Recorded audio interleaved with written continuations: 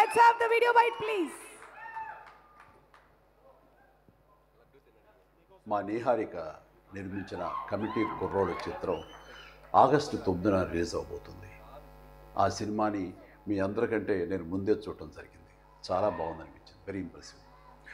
Niharika multi talented, మంచి ఆర్టిస్టే కాదు, ఒక నిర్మాతగా కూడా మంచి అభిరుచి ఉంది. అలాగే లేటెస్ట్ ట్రెండ్స్ తెలుసుకుంటూ ఆడియన్స్ టేస్ట్కి తగినట్లుగా ఫిల్మ్స్ని ప్రొడ్యూస్ చేయడం కూడా తనకు తెలుసని నా నమ్మకం.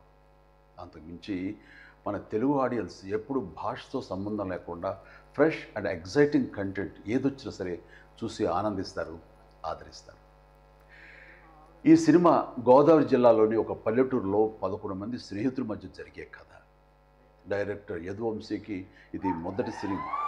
ఈ సినిమాకి స్టోరీ, స్క్రీన్ ప్లే, దర్శకత్వం అన్నీ తానే చేశాడు. ఈ సినిమాతో చాలామంది కొత్త నటీనటులు పరిచయం అవుతున్నారు. ముఖ్యంగా మెయిన్ లీడ్స్గా 11 మంది అబ్బాయిలు, అలాగే 4 అమ్మాయిలు పరిచయం అవుతున్నారు. ఇది పరిశ్రమకి చాలా అవసరం. ఎదురులు రాజుకి కూడా ఇదే మొదటి థియేట్రికల్ ఫిలిం. ఇప్పటికే రిలీజ్ అయిన ఈ చిత్రం విజువల్స్కి మంచి పేరు వచ్చింది, బాగా ఆదరించారు. అనుదీప్ దేవ్ మ్యూజిక్ డైరెక్టర్గా అద్భుత విజయం సాధించిన హనుమాన్ చిత్రంలో 2 పాటలు చేశాడని తెలిసింది. ఇప్పుడు ఈ కమిటీ కుర్రోడు చిత్రానికి మొత్తం 11 సాంగ్స్ అందించాడు. అన్నీ చాలా బాగా వచ్చినాయి. ఈ చిత్రం ప్రేక్షకుల్ని అలరిస్తుందని భావిస్తున్నాను.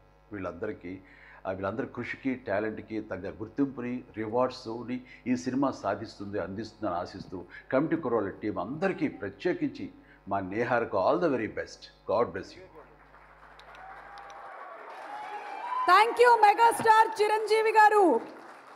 ఒక నటుడిగా, ఒక వ్యక్తిగానే కాకుండా ఇలా ఎంతో మందిని ముందుండి ఎంకరేజ్ చేసి ఇన్స్పైర్ చేసేటువంటి మహనీయులు మా మెగాస్టార్ చిరంజీవి.